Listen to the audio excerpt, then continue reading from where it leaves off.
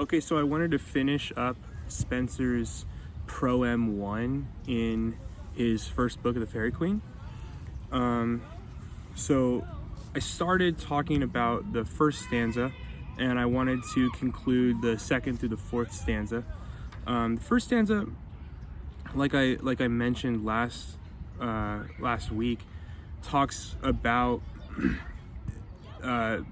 the automa rivumque cano, right? The fact that every epic poem is referencing another epic poem, namely Homer's Iliad and the Odyssey, and then Virgil's Aeneid. So in the first stanza, there's much to say about that I haven't said, and there is some that I've already said, but I wanted to continue that in the second through fourth.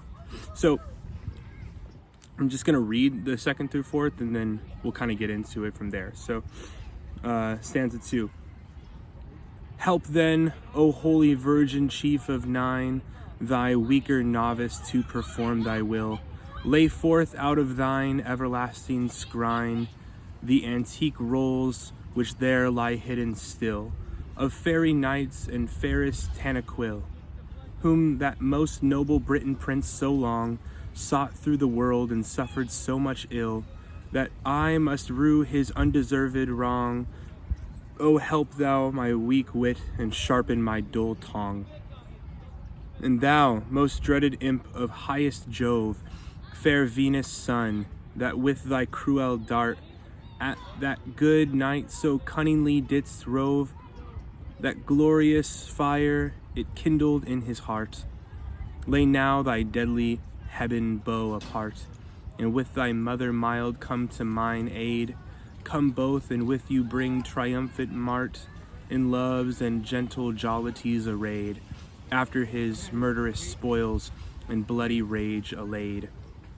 And with them ache, O goddess, heavenly bright, mirror of grace and majesty divine, great lady of the greatest isle, whose light, like Phoebus' lamp, throughout the world doth shine, shed thy fair beams into my feeble eyen, and raise my thoughts too humble and too vile to think of that true glorious type of thine, the argument of mine afflicted style, to which to hear vouchsafe, O dearest dread, a while. Okay, so let's just start with stanza 2 and we'll work our way from there. All right. Help then, O holy Virgin, chief of nine. One of my favorite things about Spenser is that he will use words that are actually meant to mislead you in order to lead you to where he's trying to go. So, for example, and we'll get there, his character Una is supposed to represent truth, right? But Duessa is an identical copy of Una, and so Duessa is the person who's made up in the image of truth, but is ultimately made up, and so she's a lie, right? And who makes this image? Archimago, the image maker, or the archfiend. He's sort of like a Satan type, sort of like a demon type, sort of like a magician. And how does he initially come to the Red Cross Night? Well, Archimago comes to the Red Night dressed like a Catholic, and he says, "We're the same thing, right? You're a Christian, I'm a Catholic. We're the same thing. We're together in this." And the Red Cross Night, what does he do? He falls for it, right? Okay, well, when he says, "O holy Virgin," right? What are the Catholics going to think right away? Oh, well, they're going to think of Mary, right? The issue with that is there are a ton of virgins that this could be, right? So, chief of nine. All right, well, there aren't 9 Virgin Marys, so that's probably not what Spenser is talking about. 9 is probably referring to the muses, right? Okay, well, holy chief of 9. Well, what is the poem that we're reading right now? Is this an epic poem? Well, it is. So the chief of the 9 is most likely Calliope, right? That's what we want to think. But the issue is that this could also be Clio, the muse of history. And I think as we actually think about this, since there are 9 muses, right? For example, there's a muse of comedy, there's a muse of tragedy, there's a muse of astronomy. And if you read Spenser's work, you'll find very quickly that this is sort of a work of all that stuff, right? Every muse is being operated on. So some people make the argument that the chief muse here is Calliope. I don't think that's a bad argument, because the muse of epic poetry, Calliope, is clearly going to affect the poem. At the same time, this is clearly a historical poem, because who's another virgin that is a really important virgin in Spenserian stanzas? Well, Queen Elizabeth, right? And he actually dedicates this to Queen Elizabeth. So, and clearly, Elizabeth is a character that's constantly alluded to, although she's never particularly mentioned as Elizabeth. This is the character that I'm talking about. Virginity is clearly a part of his poem, and many times we read of characters that are sort of a reference to something Elizabethan. So could the virgin chief be the virgin queen? I think so also. So that's the issue, right? Could this be referring to Mary? I don't think so. I don't think that this is talking about Mary. I actually think that this is supposed to be a subtle Catholic sort of misdirect, right? Where as you're reading this, you're supposed to think, okay, well, this is clearly Mary. And then actually you're supposed to think, oh wait, no, this isn't Mary, this is someone else, right? And so it's actually kind of funny, because Spenser does something that most poets can only dream of, which he sort of reads your mind, right? And so he goes, "O holy virgin chief of 9," and as you work through that whole virgin trope, what does he say? He says, "Thy weaker novice to perform thy will," right? So as you're trying to work through it, he's sort of like, all right, well, there is a novice aspect to this, and so virgin actually becomes this trope in the Proem that isn't meant to be only an appeal to these particular important virgins, but it's actually supposed to be a trope of what virginity is supposed to represent. Because what is the representation of virginity in Spenser's epic? It's actually chastity, right? And chastity in this time isn't only chastity is not only the keeping of your virginity, but also single-mindedness. So what's the point of the poem? Okay, well, the point of the poem is to be an epic poem that crafts a gentleman, right? And so by appealing to a holy virgin, he's actually trying to keep your mind virgin itself. And then lastly, of course, oh holy virgin. Okay, well, was Mary holy? Okay, of course, this is gonna spur some controversy right off the bat, because we want to say, well, Mary was the holy virgin, right? Except the only issue is that Mary is a post-lapsarian human being, so she is under sin. So she's not a holy virgin. She's actually an unholy virgin giving birth to a holy virgin who is Jesus Christ, right? So this holy virgin could also be an appeal to the Holy Spirit, which actually makes more sense to me. Lay forth out of thine everlasting scrine. Okay, scrine is a great word, so I just want to kind of talk about that for half a second. In A.C. Hamilton's commentary here, who he's quoting from Cooper, he says, "A coffer or other like place wherein jewels or secret things are kept." So he's actually calling his poem a scrine. It's a place of secret things and jewels, right? It's a coffer. It's sort of a it's something that he will probably die with in secrets that are meant to be revealed by careful study, right? It's also a shrine, and so as it says here, also a shrine as memory's immortal scrine, and analogous to the Bible as ta biblia, scrolls kept in a chest. On Spenser's uses of the term, you can look at Anderson. So the reason why I wanted to use this Hamilton commentary is because I wanted to point people out to another resource. So who is the publisher of this Spenser copy? This is Routledge, and Routledge is such a great resource. If you go to Routledge, you'll find that there's like a million encyclopedias out there, but they're not the typical kind of encyclopedias that are encyclopedic, right? They're very specific encyclopedias. So Routledge actually has this copy of Spenser, right? You can see right here the Routledge publishing company, and actually it's right there too. But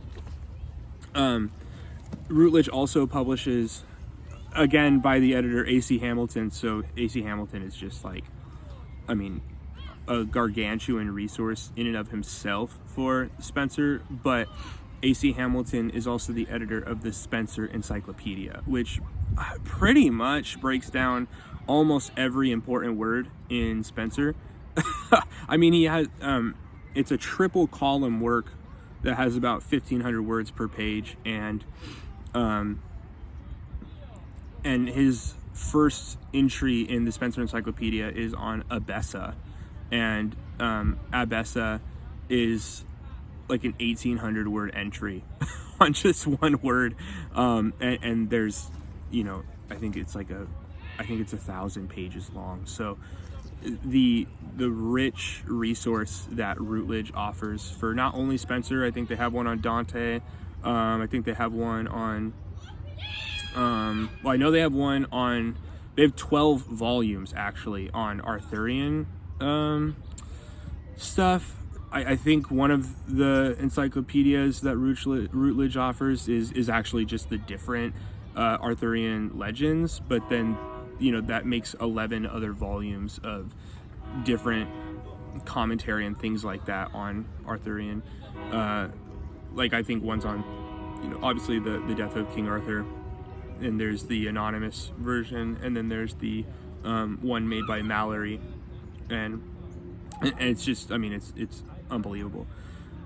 Which is actually a pretty good segue here, because what is one of the themes of the Faerie Queene? Well, Spenser tells us in his first Proem, right? Obviously one of those things is virginity, the chastity of virtue, and then also the virtue of chastity. One of it is an everlasting scrine, keeping these jewels. But how do we lay these treasures before us? If they're dead treasures, then he's appealing to a holiness that is not earthly. He's appealing to a holiness that is actually heavenly. So how do you get there? Well, you have to die. So you have to be in a scrine yourself. And how do you die to oneself? The antique rolls. The antique rolls. What are those? Well, I'm pretty sure that that's a reference to the Bible, right? The Bible was written in scroll form, if you will, mostly. And so these antique rolls, it's literally a roll of paper, right? Which there lie hidden still of fairy knights and fairest Tanaquil, whom the most noble Britain prince, and this is the segue, Britain prince. Who's the Britain prince? It's actually King Arthur, right? King Arthur is the Britain prince, and what happens to him? The most noble Britain prince so long sought through the world and suffered so much ill that I must rue his undeserved wrong. Oh, help thou my weak wit and sharpen my dull tongue. And tongue here is, when you read it, it looks like you can pretty much get out of it that he's saying sharpen his dull tongue, right? So give him words for the weak wit that he possesses, right? Give him an otherworldly wisdom in order to write this great epic. And a otherworldly wisdom, indeed, you need to write an epic, because pretty much the rule of writing an epic is you need to be a genius, and if you aren't, then it's not going to work. So how are you a genius of basically everything? well, you're not going to be that in and of yourself. You need God to guide you through this, but also you need to write it down. And so sharpen my dull tongue is literally like, it's literally that pun. It's the sharpen my dull pencil, a tongue, right? Okay, moving on.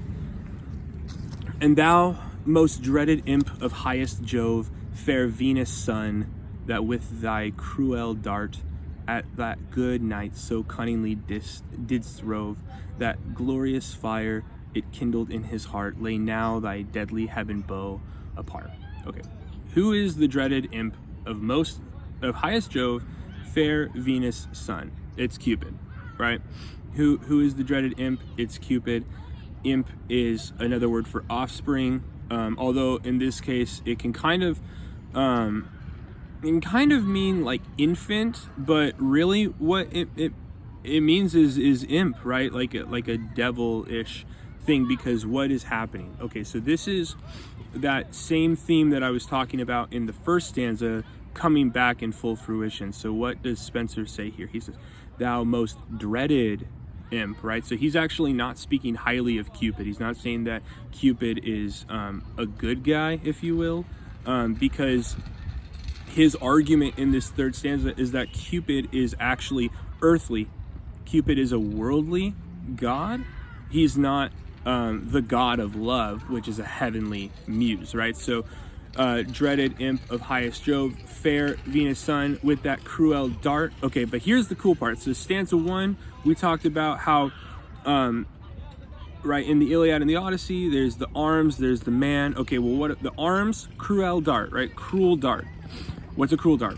A dart can be an arrow, which is something that Cupid obviously uses, right? He has a cruel dart, and he has two different forms of arrows. He has essentially love arrows that are arrows designed to attract, and then he has iron arrows, right? He has hate arrows, which are designed to repel. So sometimes he shoots an arrow, sometimes he shoots two arrows of love, so they become unnecessarily attracted. Sometimes he shoots two arrows of hate, so that things that should be together are actually apart. And sometimes he shoots a love arrow and a hate arrow, and so one is attracted and the other is disgusted, right?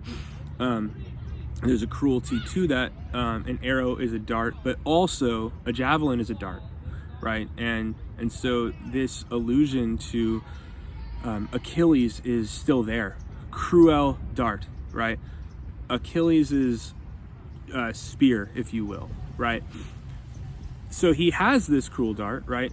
Thou most dreaded imp of highest Jove, fair Venus' son, that with thy cruel dart at that good night so cunningly didst rove, that glorious fire it kindled in his heart, right? So the fire was kindled in whose heart? Well, King Arthur's heart, right? And then what does he say to do? He says to lay now thy deadly heaven bow apart. Okay, well, this is what he's asking him to do. So he's saying to lay down the cruel dart, lay down the heaven bow. Okay, where have we seen a bow before? Well, that's the end of the Odyssey, right? The end of the Odyssey is Odysseus stringing his bow and killing off all of the suitors, right? And earlier in stanza 1, what do we read? We read, and sing of knights and ladies gentle deeds, right? He changes his oaten reeds to the sacred muse a reed. And so he is saying that the Iliad and the Odyssey is a work, it's a masterpiece, but it teaches of violence. And now we are going to learn how to respond with gentleness and kindness, with respect, and the virtues of a gentleman, right? Lay down the heaven bow apart. Okay, but remember, a heaven bow, it's a bow. And what does it look like? Well, it looks like a lyre, right? And what is another dark bow that we've seen? Okay, we haven't only seen Odysseus's bow. We've also seen a lyre, or a music, if you will, from somebody who has gone into the dark, and that is Orpheus, right? Orpheus and Eurydice. Eurydice and him are engaged. It's the day of their wedding. She's bit by a snake. She dies, right? Odysseus goes down into the underworld to get his girl. He goes before Pluto or Hades. He says to Hades, okay, well, I want my girl back. Hades is like, for sure no. And then Odysseus is like, well, what if I sing you a song that, or sorry, not Odysseus. And then Orpheus is like, well, what if I sing you a song and I make you cry, right? Because Hades has the iron will. Nobody can make him cry. And so Orpheus sings him a song about the loss of his girl Eurydice. And what does it do? It actually causes a bit of rust to come down the iron Hades, right? The iron Pluto. And he says, all right, I'll give you back Eurydice, but what has to happen is you have to go up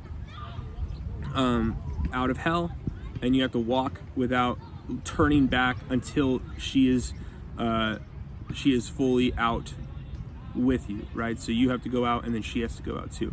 So he gets out, and in his excitement, as he's getting out, he thinks that she's out too, and he turns back, and what does he hear? He hears farewell, because she was one step away from being out of hell, but she wasn't fully out. And so even though he tries to save his girl, he still loses her in the end, right? Well, that causes Orpheus to go into a deep melancholy. He sings the world sad, and then he spies on the Bacchanal feasts, and his own mother rips him apart into pieces, right? It's an extremely brutal myth at the end. And so the music of Orpheus, while it is able to bend the trees to his harmony, it's able to bend the world to his harmony, ultimately it ends up with him being ripped apart.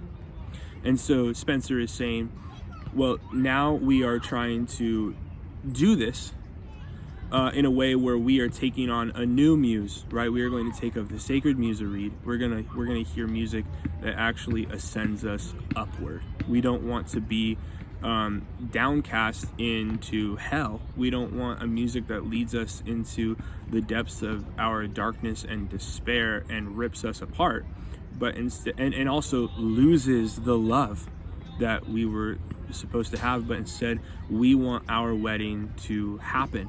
Well, what wedding is that? That's the marriage feast of the Lamb, right? And so what does he appeal to? He says, and with thy mother mild, come to mine aid. So lay down the heaven bow apart, and with thy mother mild, come to mine aid. Okay, what mother is this? So if we are casting aside the earthly things, right, which lead us down into hell, how are we going to cast those things off? Well, if we don't have the world and we don't have hell, then really we only have one place left, and that is going to be heaven. So what allusion is this to? Well, this is to the part in Galatians that says, but the Jerusalem above is free, and she is our mother, right? And she is our mother. So what mother are we talking about? We're talking about the Jerusalem above. We're talking about heaven. Heavenly things are now going to be the music that we sing, right? And so he says, in loves and gentle jollities in loves and gentle jollities arrayed, after his murderous spoils and bloody rage allayed. So once you put these things down, once you put down murderous spoils and bloody rage, which obviously is a reference to literally both Odysseus and Achilles, because that's the end of both stories. Achilles kills everybody, right? He attacks a river. He even tries to drag Hector through Troy, or around Troy, I should say, right? And the gods do not allow for that because of the honor and glory of Hector is not ignored by the gods, and so Achilles still has to humble himself in some respect. But he does kill almost everybody. That's why the beginning of the poem starts with the rage of Achilles. And then, of course, in the Odyssey, Odysseus does kill all of the suitors. But what does he get from that? He gets Penelope, his faithful wife. So once you put those things down, what do you get? Well, like in the Odyssey, but we're looking for a greater Odyssey, we get loves and gentle jollities, right? And they array us. They are put on. And so what does he say? He says, and with them ache, O goddess heavenly bright, which makes sense now, right? Goddess heavenly bright, because we're talking about the Jerusalem above, the heaven above, and heavenly bright. What is she? She's a mirror of grace and majesty divine. She's the great lady of the greatest isle. And of course, remember, this is still a reference to the Elizabethan time. So, whether or not he's calling Elizabeth a goddess is, I wouldn't really say that it's an easy answer, but I'm going to assume he's not calling her a goddess, but he does still reference her when he says great lady of the greatest isle. So similar to how the Virgin Queen is queen over all of the land, and empress over the greatest isle, right? An island away from the rest of the world. In that same kind of picture, the Jerusalem above, and her being our mother, if you will, is an island away from the world and from hell. And it is, and the Jerusalem above is also the queen over over all things, right? It is heavenly bright. It's a mirror of grace. And what grace are we talking about? Well, we're talking about the grace of God that saves us from our sins, and his majesty divine, like Phobos, right? Whose light, like Phobos lamp, which Phobos is the sun god, right? So whose light like Phobos lamp. And one other thing that I kind of want to point out, I can't remember where, but there's a comment on Spenser's alliteration and how effortless it is. So it just sounds like that's the words that's supposed to be there. Great poets always do this, where they write poetry in a way where the combination of their words is just so carefully crafted that when you hear it, you are convinced that there's no other possible word that could have come after it other than the one that they chose. But Spenser's able to do this even with alliteration without it feeling forced. And so we see whose light like Phobos lamp, right? And even if we kind of extend that, we see great lady of the greatest isle, whose light like Phobos lamp. There's so many L's, but it's just pretty, well, it's not pretty, it's beautiful, right? It's a great thing to see. And so at the very end, what is he focusing his goal on? Well, he's focusing his goal on an epic, but this is what he says. He says, like Phobos lamp throughout the world doth shine, shed thy fair beams into my feeble eyne, and raise my thoughts too humble and too vile to think of that true glorious type of thine. The argument of mine afflicted style, the which to hear vouchsafe, O dearest dread a while. Okay, so first off, he's appealing to the temperance that he needs to write this when he says thoughts too humble and too vile. So too much humility isn't any humility at all. It's actually just another form of an extreme. And then things that are too vile are also not good, right? This is sort of the Christian tension, right? Like, we've all met somebody who follows every single rule, and they're just a stickler for everything, and there's sort of this, is that the right way to do? Is that being temperate if you never actually partake in the battle at all, and don't seek to redeem the things that are still there to be used, right? Maybe an example of this is Jesus turns water into wine. So is drinking no wine what every Christian should do? I don't think so, right? At the same time, obviously drunkenness is a sin. So should we just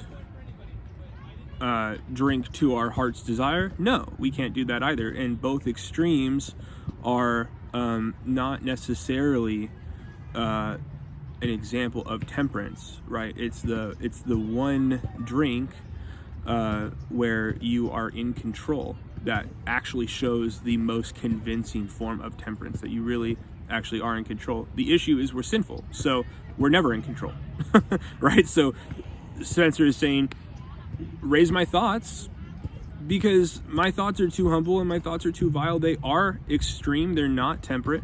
So you, O God, who are temperate, raise my thoughts to be so. And what is he asking to raise his thoughts to? To think of that true glorious type of thine, the argument of mine, afflicted style. So the style of his argument, literally. And what is the style of his argument? Well, this is where an example of the genius of Spenser really comes in, because he's laying down the Heben bow, the cruel dart, right, to disagree with love, right, the Cupidian form of love, to go toward the love of the New Jerusalem. But what is that full context of the verse? Well, it's the exact kind of argument that Spenser is going to be making in his epic poem, because his epic poem is not only an epic poem, it's an allegory, right? That is the style of Spenser's use. And if you look at the full context of that passage in Galatians, where he says the New Jerusalem above is free and she is our mother, he says, you may think of this as an allegory, right? The slave woman Hagar is Mount Sinai, and she corresponds with the law. And Sarah, the free woman, is the Jerusalem above, and she is our mother, right? So the context of that whole verse is actually an allegory, right?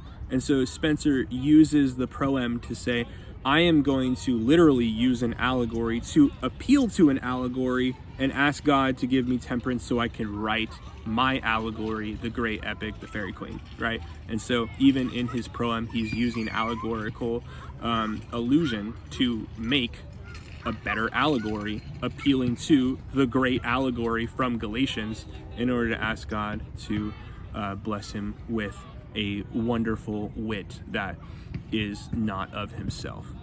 And so that's the end of some of my comments for Proem 1, Book 1, stanzas 2 through 4.